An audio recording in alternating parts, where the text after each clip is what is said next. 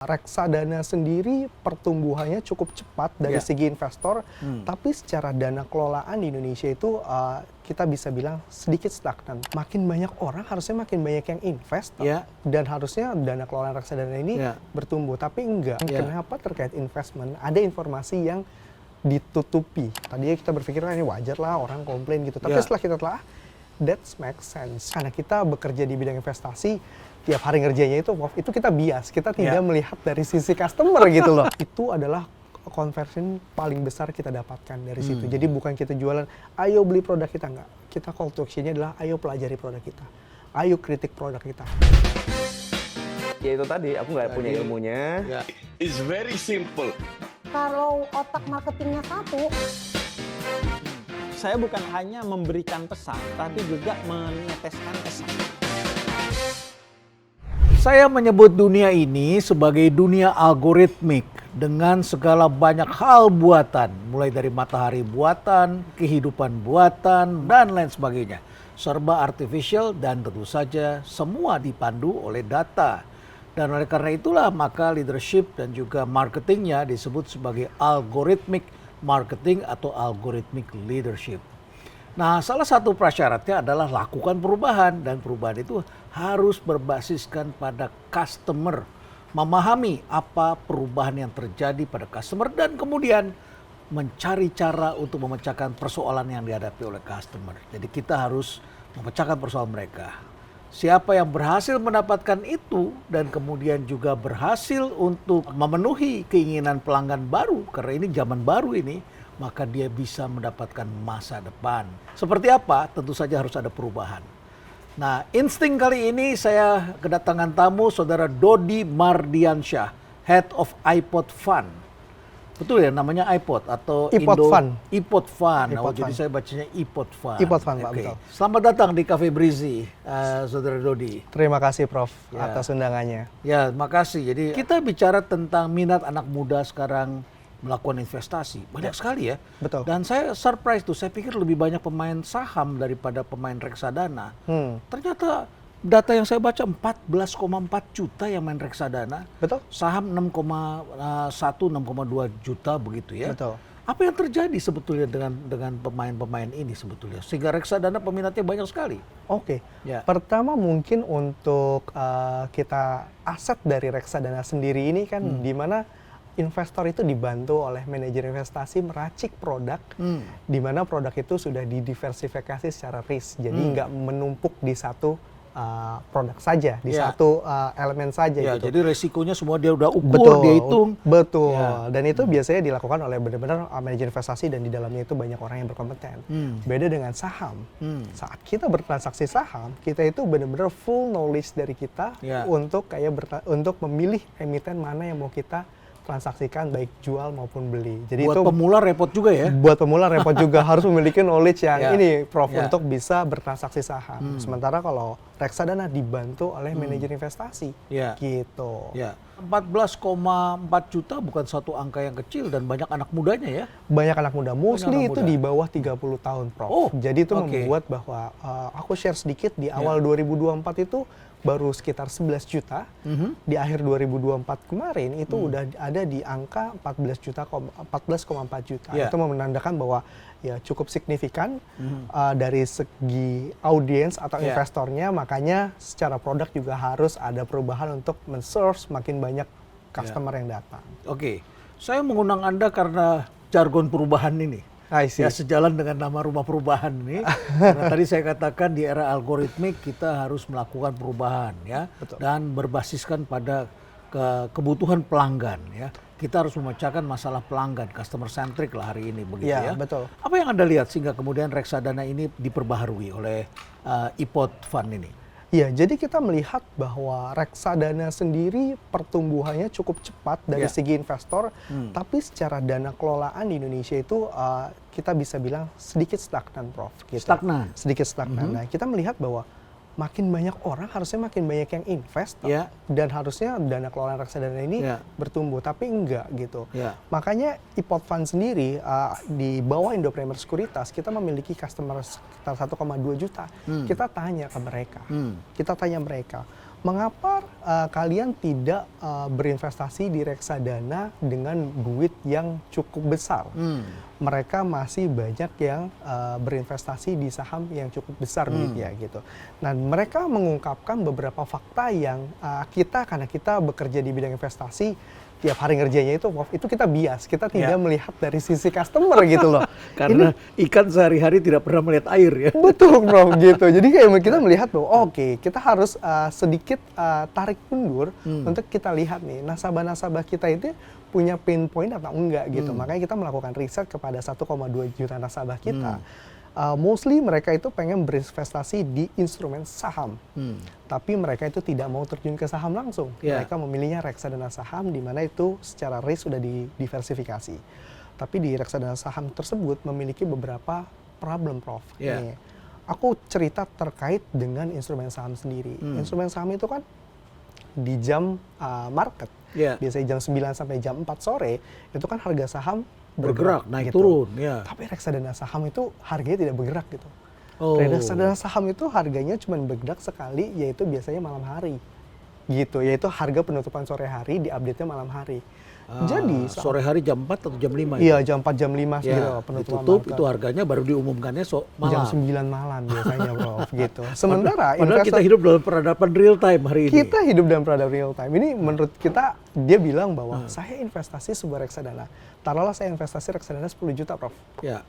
Saya memasukkan duit tersebut udah didebit oleh platform untuk beli reksadana, tapi saya nggak tahu harga reksadananya itu berapa. Saya baru diumumkannya malam gitu. Jadi mereka merasa kenapa kita tidak bisa membeli harga reksadana saat kita transaksi gitu. Kita tidak mendapatkan harga final saat kita transaksi. Katakanlah ada pidato tokoh dunia, atau ada kejadian, ada satu kejadian, ada satu peristiwa ekonomi atau peristiwa politik, tiba-tiba harga saham jatuh semua. Atau harga sahamnya naik begitu. Kita ingin pada jam itu lagi hype, kita bayar, kita tahu harganya action. Berapa. Iya, kita action itu. Ini ternyata baru malam hari dan harga penutupan jam 4-5 sore diumumkannya malam hari. Jadi kita nggak dapat dong. Hype-nya itu kita nggak dapat. Betul. Jadi kalau misalkan kita transaksi, misalkan reksadana sebelum jam 1 siang ya, Prof. Kita transaksi, kita bakal dapatnya malam harganya. Kalau ternyata yang tadi Prof bilang ternyata ada isu atau sesuatu big news yang positif, kita mau beli, kita beli jam 10 atau jam 11 pagi gitu ya. Itu saat kita beli, kita akan mendapatkan harganya itu malam hari, which harga sore, harga penutupan sore. Jadi kita tidak mendapatkan momentum, itu harganya udah tinggi kita beli gitu. Nah, itu yang membuat bahwa real time transaction itu nggak ada di reksadana, yang membuat bahwa pengguna reksadana itu sedikit kurang nyaman bertransaksi. Padahal reksadana ini sudah ada sejak tahun 90-an kan? Iya, 95-96. Betul. Dan baru dilakukan perubahan, jadi iPod Fund ini yang melakukan perubahan. Betul, kita pengen bahwa reksadana ini ada perubahan yang secara benefit itu menguntungkan ke investornya. Karena kita tadi berbicara bahwa investornya makin naik nih. Kita secara produk harus ngikutin, servisnya harus naik supaya produk penetrasinya makin naik. Jadi yang pertama kita ngomong adalah retail itu harus bisa bertransaksi real time. Karena memang yang dia beli adalah kumpulan saham, dan sahamnya itu bergeraknya real time gitu, untuk bisa memanfaatkan momen. Dan juga lebih nyaman lah duitnya itu. Biasanya kalau masuk portfolio itu kan, kalau reksadana biasa itu butuh 1 hari 2 hari. Kalau ini saat kalian klik, duit kalian terdebit langsung masuk portfolio, kalian tahu duitnya berapa dan harganya berapa. Gitu, itu jauh lebih transparan gitu. Oke. Jadi selama bertahun-tahun peradaban real time sudah jalan, ada 10 tahun kita peradaban real time kan? Iya, betul. Real time udah cukup lama lah. Baru gitu. kemudian Anda lakukan survei, tanya sama customer, investor lah ya. Investor kita, betul. Dan kemudian mendapatkan itu. Ada kebutuhan itu, dan kemudian diciptakan produknya itu. Betul sekali. Oke, itu satu. Adalah nggak perubahan lain lagi yang Anda lakukan? Perubahan kedua itu adalah dari segi kita sebutnya transparansi portfolio. Ini era digital. Era digital. Informasi semuanya terbuka di mana-mana, Prof, gitu. Dan orang tidak bisa membedakan antara internal dan eksternal hari ini. Blur itu. Blur, betul. Banyak batas yang sekarang blur. Betul. Jadi kita sembunyikan di dalam, kalau di luar bisa tahu kalau kita sembunyikan. Betul, segitu banyaknya informasi yang di era digital mudah didapatkan. Kenapa terkait investment? Ada informasi yang ditutupi istilahnya. Jadi kita ngomong balik lagi ke produk reksadana saham. Ini kan produk saham yang dikumpulkan jadi satu produk reksadana. Ya. Taruhlah ada 20 saham gitu Prof, yang kita kumpulkan, kita bundling jadi satu sebuah produk reksadana. Tapi informasi yang kita berikan terhadap investor, yang kita bantu kelola dananya, itu cuman top 10 dari sahamnya. Jadi misalkan ada 20 saham, yang dikasih tahu investor adalah, ini ya teman-teman, saham yang ada di dalam produk reksadana ini, gitu. Jadi cuman menampilkan top 10-nya aja secara bobot, gitu. Dan ini saya mesti jelaskan dulu nih kepada para penonton, terutama yang tidak biasa main saham atau beli reksadana. Reksadana itu adalah kompilasi yang diatur oleh manajer investasi, kemudian memilih saham ini dengan saham ini dengan saham ini, sehingga dia lihat yang mana yang kira-kira bisa menghasilkan yang optimal. Yang optimal, nanti kira-kira bisa berapa persen lah kalau kita kombinasi seperti ini. Dan dia cari yang benar-benar bisa menguntungkan, tapi resikonya juga dia pikirkan, dia kombinasi dengan yang lain. Kemudian ada katakanlah 20 saham, atau ada maksimumnya berapa saham? Nggak ada maksimumnya. Ada yang 45 saham even. Oke, jadi ini dikombinasi. Dan kemudian yang diumumkan hanya bagaimana? Top 10-nya aja yang dikasih tahu ke customer. Gitu. Jadi ada sebuah dokumen itu yang diberikan kepada investor yang namanya fund fact sheet.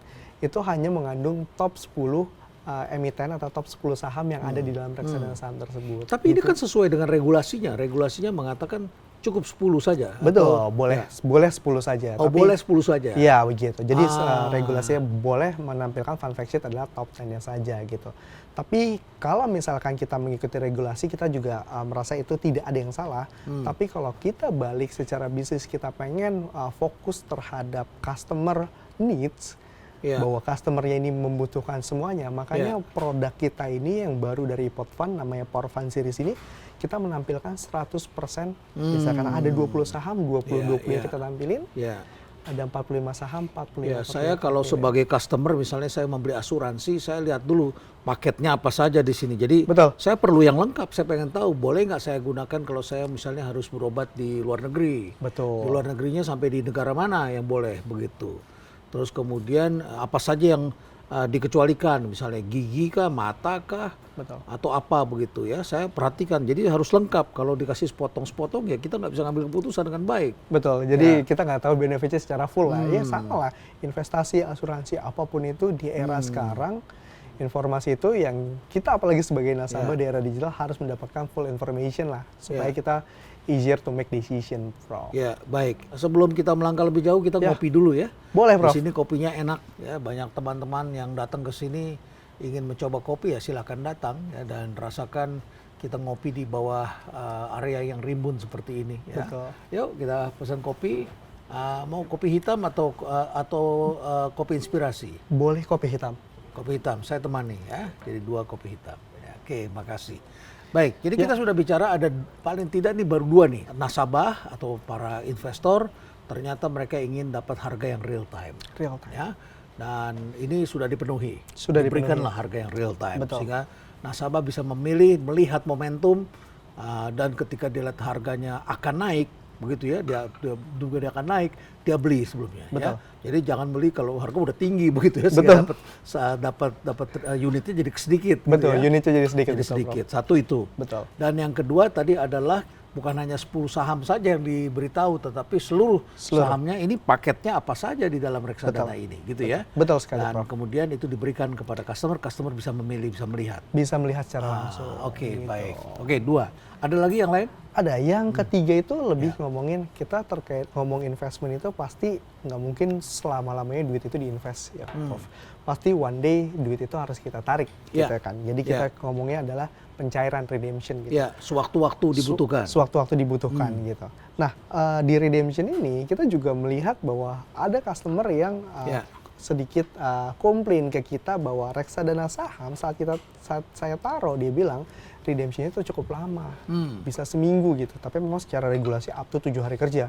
7 hari kerja? 7 hari kerja, di mana di Indonesia tadi kita sempat ngobrol bahwa tanggal merahnya cukup banyak ya, Prof? 1 tahun 2025 ini ada 100 harian libur. Dan kalau otoritas libur, hari kerjanya berarti kita ngitung, kita pikir 5 hari begitu ya. Betul. Kalau Senin barangkali Jumat sudah. Tapi kalau kita dapatnya hari Jumat ya udah libur 2 hari, Sabtu Minggu. Ternyata nanti hari Selasa ada libur lagi gitu ya. Selasa, Rabu, dan sekarang liburnya banyak yang renceng tuh sekaligus gitu ya. Betul, ada yang 2 hari, 3 hari berturut-turut. Nah, itu sangat-sangat Jadi bukan lagi 7 hari tapi jadi 2 minggu nantinya. betul. Jadi itu membuat bahwa investor itu dia bilang bahwa aduh pencairannya bisa lama nih karena kan 7 hari kerja. Ya. Up to ya, Prof.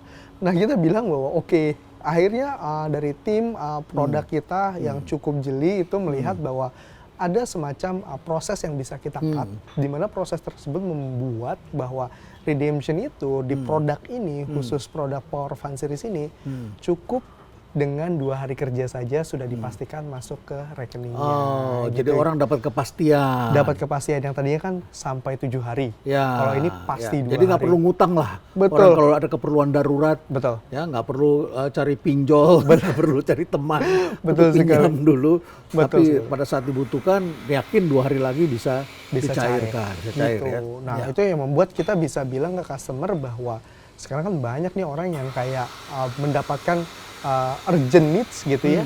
Kita bilang bahwa produk ini sudah bisa meng-cater pain point kalian kalau misalkan takut redemption-nya lama. Dan menurut kita setelah kita pikir-pikir ternyata survei itu banyak yang vote bahwa dia merasa bahwa kelemahan reksadana saham itu adalah redemption gitu. Makanya itu benar-benar salah satu yang kita apa yang bisa kita lakukan di sini. Anda kayak dapat jackpot aja tuh melakukan penelitian, melakukan survei begitu kan jadi tahu. Betul. Needs customer tuh apa Betul. dan Anda bisa layani lebih baik, bisa create produk lebih baik. Betul, itu karena kita tadi pas kita bilang kita tiap hari kerja di bidang ini Pak, gitu. Tapi kita lupa bahwa kita itu men-serve customer gitu. Jadi kita dengan adanya beberapa komplain yang kita rasa ya tadinya kita berpikir ini wajar lah orang komplain gitu. Tapi Ya. setelah kita telah that makes sense gitu. Ya, ya. Komplainnya itu sangat make sense gitu. Nah, itu makanya kita dalami di situ. Ini 3 nih, ada lagi. 3 itu. Yang terakhir kita cuma kasih pilihan sih Prof. Ya. Produk ini kan bisa dibilang bahwa kalian bisa bertransaksi produk reksadana ini dengan real time atau dengan kayak reksadana konvensional juga anyway, dengan harga akhir hari gitu. Jadi kita bisa bilang produk ini memang punya kelebihan banyak, tapi kita lebih karena kelebihannya itu kita sebutnya itu opsi. Kalian bisa mentransaksikan produk ini dengan gaya lama yaitu tunggu harga akhir hari gitu. Beli sekarang, diumumin harganya nanti akhir hari itu bisa. Jadi saat nanti masuk ke aplikasi kita dan pilihan produk yang ada, kalian bisa memilih mau harga real time, harganya gerak-gerak tuh Bro. Compare ke kayak reksadana biasa lah harga akhir hari gitu. Nah itu adalah keunggulan dari Power Fund Series yang kita improve berdasarkan customer needs lah yang kita dapat dari existing customer kita. Tapi kan juga seringkali terjadi hambatan itu karena regulatornya belum berubah. Betul. Regulator belum berubah, terkunci dari sana sehingga ya kita nyaman dalam kuncian itu, dalam Betul. kotak itu ya, diatur bawahnya boleh 10 atau bagaimana lah. Tapi juga bisa jadi karena kita yang menafsirkan yang salah. Ternyata bukan dibatasi 10, Betul. minimum 10 atau Ya. atau boleh lebih tapi paling tidak harus ada 10. Betul. Ya, apakah juga karena ada regulasi juga menyesuaikan diri atau setelah Anda melihat terus kemudian regulasi juga merespons atau apa sebetulnya? Ada nggak regulasinya? Oke, setelah kita build produk ini dan kita cek ke seluruh regulasi yang sekarang ada, itu lebih ke arah regulasi itu kan biasanya yang mengatur itu mungkin minimumnya ya Prof. Ya. Minimumnya, Oh, minimum dari bare oke. minimum untuk kalian. Tapi akhirnya serve membentuk nasabah. norma akhirnya. Betul, ya. Tapi kita berpikir bahwa setelah kita lihat ini tidak ada yang menyalahi dan kita itu Mau minimumnya dibuka lewat, semua, mau transparan, dibuka boleh ya, semua. transparan semua bisa semua dan kita juga bisa bilang produk ini kelebihannya itu untuk customer gitu, kelebihannya untuk customer dan tidak ada sesuatu yang dilanggar secara hukum gitu. Makanya kita bisa bilang bahwa tagline kita itu adalah bukan reksadana biasa, kita ngomongnya kita pengen set new standard di Indonesia untuk kayak karakter reksadana tuh yang kita udah belajar nih dari tahun 95 sampai 2024 kemarin gitu, kita belajar kayak gini, oh ternyata reksadana bisa loh diimprove seperti ini gitu. Itu menjadi pilihan, kita bilangnya pilihan kepada investor yang setiap tahun naiknya 3 juta, 4 juta. 4 juta orang baru tuh bukan orang yang sedikit loh. Iya, iya. Apalagi kalau misalnya dia mendapatkan informasi yang jauh lebih baik gitu, yang tadi transparansi dan real time itu, kita berharapnya adalah investor Indonesia juga maju, gitu, mendapatkan informasi yang fair lah, Ya, seperti ya. itu, Prof. Dan tentu saja kan kalau kita lihat dengan anak muda yang banyak bermain, tentu kan ini adalah pemain-pemain pemula. Betul, Ya, berarti uang mereka juga belum banyak dong ketika mereka bermain saham betul. atau bermain reksadana ini. Di investasi mungkin duitnya itu belum banyak. Belum betul. banyak, di Betul. bawah 100.000 rata-rata atau sudah Tapi kalau orang bermain reksadana mungkin ada di kisaran starting point-nya ya, realnya itu mungkin di angka 500 1 juta. 500.000 sampai 1 1 juta. juta, jadi Oke. mulainya kayak gitu. Walaupun anak muda. Walaupun anak muda, banyak platform juga karena sekarang udah di era digital, banyak platform yang kayak minimumnya untuk membeli sebuah produk reksadana itu di angka 100.000 gitu. Tapi balik lagi, ini produk kan kita pengen adalah ibaratnya mengguncang dunia reksadana di Indonesia ya, Prof ya. Mendisrupsi. Mendisrupsi, betul. Jadi kita berpikir bahwa Ya. sesuatu yang baik kita pikir adalah ya for everyone gitu Ya. kan. Kita buka bahwa produk ini bisa mulai dibeli, Power Ya. Fund Series ini di aplikasi kita itu mulai dari Rp1.000 aja. Oh, dari Rp1.000. Dalam penjelasan tentang disrupsi, saya seringkali memberikan gambaran tentang kurva permintaan. Kalau Oke. di teori ekonomi itu ada kurva permintaan, gitu oke. ya. Harga, ya, ini kurva yang ke atas ini harga, ini kuantitas. Oke. Semakin banyak yang beli, harga semakin rendah kan gitu. Got it. Kalau kita kasih harga tinggi, ini yang beli cuma sedikit orangnya. Got it. Nah, terus kemudian kurvanya menjadi begini, begitu ya. Ini semakin banyak kalau harganya turun tentunya. I Nah, see. seringkali dulu banyak pemain-pemain lama berpikirnya branding. Luxurious, ciptakan produknya itu ada bergengsi dan sebagainya. Jadi dibidik menengah ke atas, harganya yang mahal. I see. Tapi disrupsi memisahkan the story of yesterday dengan story of tomorrow. Yes. Dan ini dibuka di bawah dengan harga Rp1.000 ini misalnya tadi. Ini kan sama juga dengan ketika ojek online atau sharing economy mulai jalan, Ya. ya tentang taksi yang murah, Betul. ojek yang murah. Ojek yang murah, Dan ya. itu menciptakan market kan begitu. Betul, itu kita berharap menciptakan market. Jadi kenapa kita buka dari kecil, Prof? Itu kita pengen product penetration ini secepat mungkin adoptionnya. Karena kenapa kita pengen memberikan investment experience yang baru Ya. dari reksadana yang udah ada nih Ya. ke Power Fund Series. Oh, experience-nya beda nih, bisa real time, transparan dan segala macam. Itu kan meningkatkan mereka menjadi comfort gitu. Jadi benar-benar comfort, mereka bisa untuk kayak melakukan full power mereka di situ. Full power dalam artian meningkatkan investasi mereka Ya. gede-gedean. Tapi awalnya kita pengen bukanya sekecil mungkin. Ya. Gitu. Dari 14,4 juta orang yang bermain reksadana di Indonesia, sejak didirikan Indo Premier, Anda mempunyai berapa? 1,2 juta customer. Tapi yang produk baru ini yang Anda bikin dengan lebih transparan dan harganya real time, Ya. ya, dan tentu saja dengan akses yang lebih cepat gitu, Betul. gitu ya. Dimulai bulan Juli saya dengar ya. Bulan Juli, Pak. Betul. Bulan Juli tahun 24. 2024. Ya. Nah, sudah berapa banyak yang bergabung di situ Oke. sejak bulan Juli? Di Ya. 3 bulan pertama kita cek itu ada 10.000 investor yang sudah bertransaksi di Ya, ya. produk Power Fund Series Ah, ini. Gitu. agak cepat itu 10.000. Cukup cepat. Cukup karena, cepat, ya? Iya, karena kita menyasar orang-orang adalah pertama existing customer kita dan tempat-tempat di mana orang yang berinvestasi reksadana itu bisa nengok gitu. Jadi kita tidak perlu menjelaskan reksadana secara basic. Kita cuma kasih tahu ini ada improvement reksadana, silakan pelajari sendiri. Jadi kita pengennya adalah bukan jualan, untuk encourage mereka pelajari produk kita. Saat mereka mempelajari produk kita, jadi kita itu punya semacam, kita banyak ada website yang bisa dipelajari, ada video bisa pelajari, ada webinar interaktif gitu. Saat orang bisa mempelajari dan dia mendapatkan firm dari mereka sendiri setelah belajar, itu adalah conversion paling besar kita dapatkan dari situ. Jadi bukan kita jualan, ayo beli produk kita, enggak. Kita call to action-nya adalah ayo pelajari produk kita. Ayo kritik produk kita gitu. Saat itu mereka datang dan mereka belajar dan mereka menemukan improvement, mereka bertransaksi sendiri gitu. Jadi sedikit dari produk angle-nya kita ngomongnya benar-benar improvement, tapi dari marketing kita pengennya ayo pelajari produk ini gitu. Jadi Anda mengajak mereka untuk di-challenge, Betul. Anda memberikan izin untuk di-challenge begitu Untuk ya? di-challenge, betul. Di-challenge ya. Dengan begitu tujuannya supaya bisa apa? Tujuannya dengan supaya apa? Supaya produk kita jauh lebih baik dan juga jauh lebih memenuhi dari customer itu sendiri Ya, gitu. sudah ada catatan-catatan ke depan yang Catatan. akan diperbaiki lagi atau Saat ini kita ada belum yang dibaca? Saat ini mostly beberapa major issue yang menurut customer jadi issue Ya. itu kita udah solve di produk ini karena Ya. riset kita cukup masif dan juga lama ya.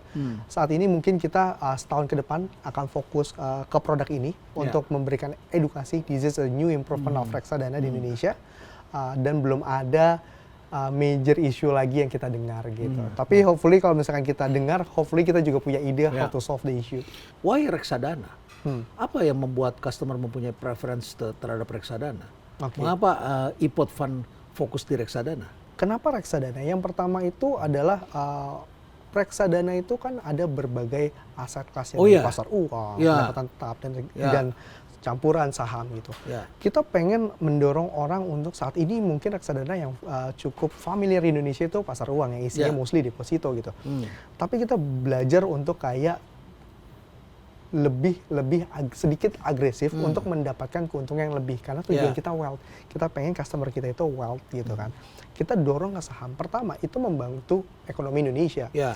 Yang kedua kalau kita believe bahwa di Indonesia perekonomian akan maju, maka dunia saham pun secara harga akan terus bertambah.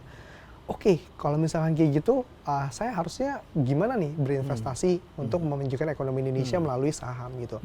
Kalau Anda berinvestasi langsung single stock kayak misalkan single emiten kita pilih, itu resikonya terlalu besar. Yeah. Makanya kita menggunakan media yang namanya manajer investasi yang meracik produk dari beberapa saham untuk dipikirkan secara return dan juga dipikirkan secara risk.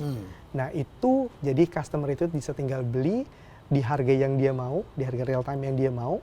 Setelah itu dia tinggal menyerahkan itu ke manajer investasi tersebut gitu. Ada historikalnya dan segala macamnya. Itu yang membuat kenapa reksadana bisa melonjak di Indonesia karena ada bantuan peran dari manajer investasi yang memang risknya itu udah dijagain sama dia. Sementara dari investasi itu belajar risk itu yang paling susah, Prof. Gitu. Kalau gain kan kita apapun yang terjadi kita happy. Tentu Gitu. apapun juga harus kita pertimbangkan risiko. Betul. Tapi ini adalah sifatnya Untuk menjadi long term. lebih long term. Untuk long term. Long term Lebih. itu berapa lama? Kita menyarankan untuk kayak mungkin 3 sampai 5 tahun 3 ya. sampai 5 tahun. Karena kan untuk kita menilai ekonomi gitu ya, kita kan menilai banyak perusahaan-perusahaan yang kita beli ya di situ ya, beberapa perusahaan digabung jadi sebuah reksadana, itu mungkin 3-5 tahun adalah waktu yang cukup untuk kita melihat pertumbuhan dari reksadana yang kita miliki. Mari kita lihat tentang perilaku investor Indonesia. Ya. Ya, kita bisa bedakan nggak ya? Investor Indonesia itu kebanyakan seperti apa sih? Investor Indonesia kita ngomongin bener-bener investor ya. Investor di Indonesia itu kebanyakannya itu memang dia pengen mendapatkan hasil yang cepat, Prof. Hasil yang cepat tanpa dia memikirkan resiko gitu. Sebelum lebih jauh, ini kopinya enak nih, iya. panas-panas. Jadi Silakan, oke. sebelum dia tidak rasa panas, kita harus seruput dulu. Izin ini, untuk ya. ini ya, Ya. Prof. Ya. Jadi mengenai perilaku investor Indonesia itu. Ya, investor Indonesia itu lebih cepat untuk kita ngomongnya karena Return. dia retail dan pertumbuhan untuk investor di bawah 30 tahun ya, Prof ya. Dia itu seneng untuk kayak mencoba karena mendengar dari teman-temannya. Jadi benar-benar FOMO gitu ibaratnya. Mendapatkan sebuah informasi Oh, dia apa? Hari ini semua orang bergerak atas apa kata orang hari ini kan? apa kata orang betul betul bener-bener kalau kita berpikir kita ngomong misalkan di dunia saham ya, di dunia saham untuk bertransaksi saham kita mendengar dari teman bahwa saham A akan naik nih, kita tuh selalu berpikir bahwa saya tuh orang pertama atau orang kedua atau orang yang awal mendengar ini, padahal informasi ini tuh udah menyebar mungkin ke 2.000 orang, ke 3.000 orang gitu. Jadi kita tuh tidak menyadari dengan adanya FOMO tersebut kita berani untuk kayak bertransaksi saham, beli saham tersebut dan ternyata secara resiko kita tidak memikirkan karena kita hanya mendengarkan teman. Nah ini yang menyebabkan, sorry to say aku sedikit menyinggung kenapa kripto cukup booming di Indonesia. Karena pembicaraan di masyarakatnya kencang sekali. Pembicaraan di masyarakat kencang sekali dan secara return itu sangat menggiurkan, Prof, di atas 100% dan segala macam. 100%. Ya itu yang membuat bahwa instrumen-instrumen seperti itu kita menilainya itu adalah instrumen untuk spekulasi. Karena pengen juga ikut dalam pembicaraan tersebut, Ya. dikira ya. Betul. Nggak mau ketinggalan. Nggak mau Nggak mau ketinggalan. Betul, ketinggalan. Ya, betul ya. sekali. Itu yang membuat kripto itu lumayan Ya. ini di Indonesia. Jadi kita bisa bilangnya adalah mungkin bisa spekulasi. Kalau ini Spekulasi. lagi fokusnya adalah investasi gitu, menunggu waktu. Ya. Jadi kita bisa bedakan dua segmen ini. Betul. Segmen yang investasi dan satu lagi segmen yang spekulasi. Betul. Dalam beberapa kali perbincangan saya menjelaskan mengenai ESG, sustainability gitu ya, menarik gitu ya. Terus kemudian beberapa diantaranya adalah diundang oleh sebuah bank dan kemudian ada investment bankers dan lain sebagainya. Betul. Ada juga dari perusahaan-perusahaan yang kemudian menjual saham dan sebagainya. Kemudian saya tanya, Anda coba share pengalaman Anda gimana? Kita udah semangat menceritakan bahwa masa depan itu adalah sustainability dan lain sebagainya. Ternyata kemudian mereka mengatakan dari pengalaman kami, orang beli saham itu lebih karena return-nya mereka lihat. Return-nya bukan karena sustainability. Ini di Indonesia nih. Betul. Tapi data lain menemukan anak muda itu sangat memperhatikan masalah lingkungan. Betul. Ya, sosial dan environment, ternyata itu turut mewarnai. Apakah itu juga kelihatan di situ? Kita melihatnya memang ada beberapa produk investasi yang mengedepankan sustainability dan juga green dan segala macamnya. Dan kita melihat bahwa itu tuh hanya sebatas kalangan yang mungkin tertarik ya. Karena kita juga banyak kayak misalkan kelas-kelas yang mengajarkan kenapa sih ada produk seperti ini dan segala macam. Itu kan added value. Added value terhadap sebuah produk investasi gitu. Tapi core dari investasi sendiri pasti kita melihatnya adalah return yang pertama, yang kedua adalah tentang real bisnisnya, Prof. Gitu ya. As long as kita ngerti real bisnisnya apa di dalamnya, kita bakal comfortable untuk kayak berinvestasi di produk tersebut. Tapi green, sustainability itu adalah added value yang bisa diberikan oleh sebuah produk. Gitu. Ya, apalagi sekarang juga banyak yang mulai bicara atau menerbitkan green bond. Green bond, betul. Kemudian juga ada apa itu yang dikeluarkan oleh Kehati ya. Sri Kehati. Sri Kehati betul. Ya. Dengan indeksnya bisa dengan masuk indeksnya, ya. Betul. Dan terbatas, tidak semuanya masuk. Jadi betul.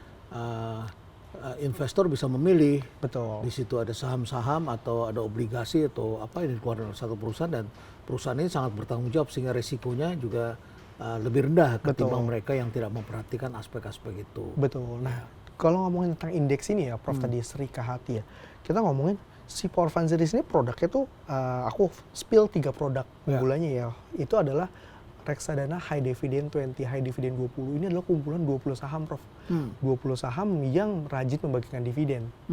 Gitu. Yang kedua itu adalah indeks reksadana saham ETF Sri Kehati. Sri Kehati itu. Sri Kehati ini yang memperhatikan green juga tadi dan segala macamnya. Itu juga kita ada gitu. Nah, ini adalah produk-produk memang kita membuat produk udah pasti kalau marketnya ada tadi yang tentang sustainability, green dan segala macamnya, kita juga adopt produk tersebut, Prof, gitu. Tapi dengan karakter yang baru gitu, karakter improvement tetap, tapi untuk kayak masalah kayak selera ya, kita bilangnya selera dari produk investasinya yang Sri Kehati dan segala macamnya, kita juga bantu untuk sediakan di Power Fund Series ini. Ya, dan yang penting investor diberikan pilihan. Betul. Diberikan pilihan dan tentu segala yang dirasakan itu bisa diimplementasikan dalam bentuk tadi produk-produk seperti itu. Mereka bisa memilih ya. Betul sekali, Prof. Oke. Terakhir barangkali apa yang mendasari Indo Premier dengan iPod Fund ini melakukan perubahan seperti ini? Ini kan sesuatu yang tentu pada awalnya saya baca mengenai riset-riset mengenai disrupsi. Disrupsi itu tidak mudah dilakukan karena pada tahap awal itu tentu cara lama itu sudah besar marketnya. Cara baru itu kan harus kita garap dulu. Kita perlu waktu, kita edukasi dan seringkali juga pasar belum merespons begitu ya. Sehingga kemudian banyak orang yang berpikir kesana aja lagi deh dan terperangkap tuh jadi success trap. Dia pikir dia sukses akan sukses selamanya begitu ya. Banyak organisasi yang mengalami success trap, sunk cost trap, kemudian cannibalization trap, kemudian competence trap, kompetensinya tidak diperbarui dengan hal baru, complacency trap ya, dengan segala kenyamanan dan akibatnya tidak masuk ke sana. Untuk masuk ke sini kan berarti di dalam tuh juga ada merubah attitude, merubah mindset, merubah cara berpikir kan begitu. Betul. Apa yang melatar belakangi Indo Premier kemudian bisa membaca bahwa tuntutan pelanggan sudah berubah nih. Betul. Kenapa kita nggak berubah? Kenapa kita tidak melopori? Kalau ngikut orang kan gampang. Betul. Melihat yang dilakukan orang kan gampang. Cukup mudah kalau itu, Ya. Prof ya. Nah, apa yang mendasari sehingga kemudian Anda bisa dengan teman-teman bisa masuk ke cara baru ini? Ya, ini balik lagi tadi dari tim kita melihat ada beberapa nasabah yang memiliki komplain ke kita. Dia merasa sebagai investor, dia memiliki reksadana, padahal reksadana itu kan produknya manajer investasi. Ya. Tapi dia komplainnya kita ke platform gitu. Pasti adalah orang-orang yang seperti ini adalah orang-orang yang loss. Pasti, Prof. Orang-orang loss dia merasa kayak, oke, saya loss. Kenapa saya bisa loss gitu ya? At least saya bisa belajar gitu dari dia. Nah, dia merasa bahwa, oh, saya telat menjual yang tadi saya nggak bisa real time. Saya udah jual kok dari pagi, tapi kenapa sih kalau reksadana dapatnya harga akhir hari dan baru diupdate malam hari? Itu basicnya mindset kita ubah dari yang tadinya apa yang ada di market, ada apa produk yang udah jadi kita jual ke market, dan lebih ke arah diubah menjadi dengan produk yang ada, apa yang bisa kita improve dari the real customer kita gitu. Baik. Itu lebih ke arah spirit yang kita ambil, gimana caranya produk ini bisa berubah karena itu, Prof. Gitu. Baik. Wah, menarik sekali perbincangan kita. Saya kira banyak yang bisa kita pelajari di era algoritmik ini. Customer berubah. Tentu customer ingin memiliki kebebasan, pilihan, mendapatkan produk yang lebih menguntungkan, yang lebih sesuai dengan tuntutannya mereka, Betul sekali. dan lain sebagainya. Jadi siapa yang berhasil membaca itu tentu bisa memiliki masa depan yang lebih baik ya. Jadi ini salah satu contoh yang dilakukan kita sebagai investor bisa mempunyai pilihan untuk investasi yang lebih baik gitu ya. Teknologi telah merubah kehidupan. Terima kasih Saudara Dodi. Terima kasih, Ya, Prof. sukses dan semoga perubahan ini mengantarkan kita pada kehidupan yang lebih baik. Jangan mengeluh karena kehidupan ini memang penuh dengan ketidakpastian. Ya, saya membaca dalam buku The Psychology of Stupidity disebutkan bahwa uncertainty makes you crazy, but makes you also be more creative. On the other hand, katanya certainty makes you stupid. Jadi kalau kita tidak melakukan perubahan lama-lama kita akan stupid. Stay relevant.